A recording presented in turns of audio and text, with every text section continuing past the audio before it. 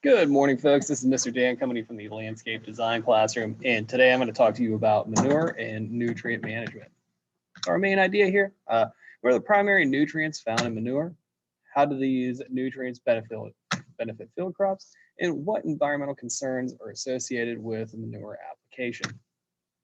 So manure use in small farms, that's a circle of life like I always talk about in here. We have animals producing manure, manure feeding plants, and plants that feed animals. So we keep going back and forth and back and forth. So commercial fertilizers added if needed. Typically, you want to try to avoid using stuff if you can, but sometimes you're just going to have to use fertilizers to get some of that growth promoted, especially if you are in a horticulture industry or into the livestock industry. So manure use in large livestock farms. Animals produce more manure than surrounding cropland can use. Excess nutrients can build up in soil and pollute water, and careful planning is needed to maximize nutrient use, but avoid pollution. Nutrients in manure, here's the big three: nitrogen, phosphorus, and potassium. Other micronutrients in low concentrations. And if you guys didn't know, nitrogen, phosphorus, and potassium are three of the ingredients that you use in fertilizers, which if you can use a natural one, such as manure, is much better than you using the store-bought. So a little more on nitrogen: stimulates leafy plant growth, most important for grass crops like corn and hay, which cannot fix nitrogen from the atmosphere. Runoff concerns over elevated nitrate levels in drinking water and blue baby syndrome.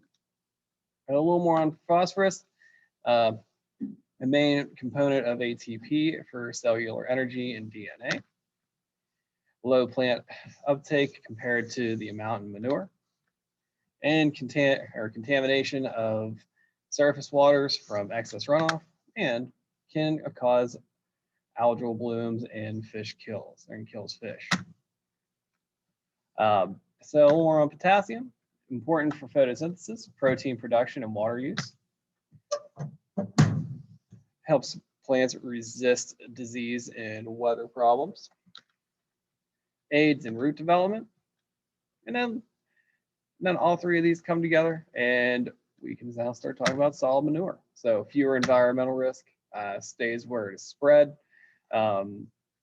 Typically, whenever you're using a solid manure, this is great because it comes out in a nice dry form and typically will broadcast pretty evenly over an area. Then once your rain comes in, it'll soak it down through.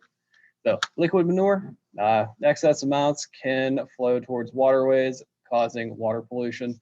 I try to stay away from liquid manure, but it is great if you're trying to get that application on the ground, and just be careful to not spray in excess.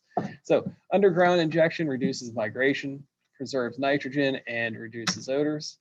And injection is not practical on steep ground, rocky soils, or for forage crops like hay. So nutrient management plan matches nutrients in manure and nutrients removed by a specific crop. Required in some states for producers raising a fixed number of animals or raising over a certain number of animals per acre of cropland, and maximizes the fertilizer value of manure while reducing water pollution. Some information needed for a good nutrient management plan: soil nutrient levels, manure nutrient levels, specific crop to be grown, average historical crop yield, slope of the land. And just to give you an idea of what one of these storage areas would look like, especially if you're looking for a large company or municipality, this is what your storage for manure this is your storage area.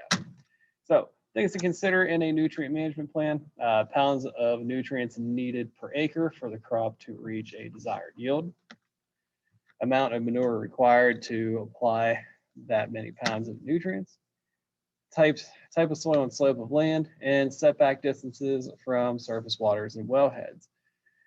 So if you take a look at the picture down here at the bottom right, that is a concrete manure structure on a hog farm. So this manure is coming from the hogs, being placed in here, and then being taken and put back onto crops. So a plan is based on either nitrogen or phosphorus. A nitrogen-based plan that matches the nitrogen needs of the crop with the nitrogen available from manure. and often results in overapplication of phosphorus. Phosphorus-based plan requires more cropland, generally less manure per acre, and usually requires adding commercial fertilizer. So, summarize this up, precisely match the nutrients available from manure with those needed by crops, and capitalize on manure's nutrients without harming the environment.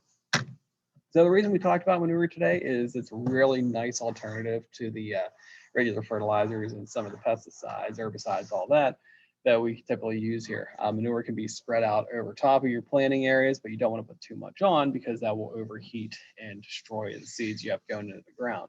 But as I said before, this is a great way to avoid using a lot of chemicals. So take it as you will, but if you have any questions, you can get in contact with me down here in the landscape design classroom. But I appreciate your time, folks. Have a great day.